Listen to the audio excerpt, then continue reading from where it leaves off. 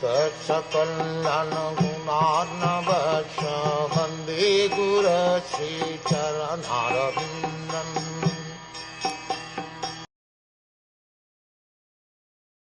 O Vyasadeva, you are freed from all sins. Thus I have explained my birth and activities for self-realization, as you asked. All this will be conducive for your personal satisfaction also. The process of devotional activities from the beginning to the stage of transcendence is all duly explained to satisfy the inquiries of Vyasadeva.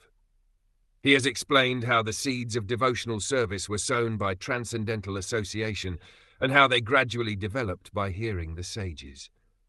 The result of such hearing is detachment from worldliness, so much so that even a small boy could receive the death news of his mother, who was his only caretaker, as the blessing of God.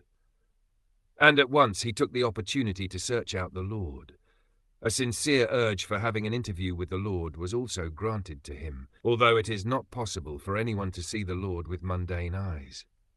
He also explained how by execution of pure transcendental service one can get rid of the fruitive action of accumulated work, and how he transformed his material body into a spiritual one.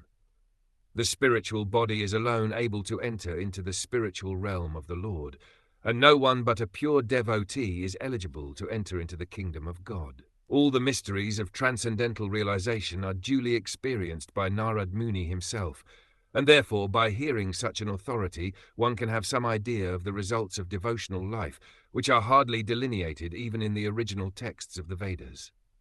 In the Vedas and Upanishads there are only indirect hints to all this. Nothing is directly explained there, and therefore Srimad Bhagwatam is the mature fruit of all the Vedic trees of literatures.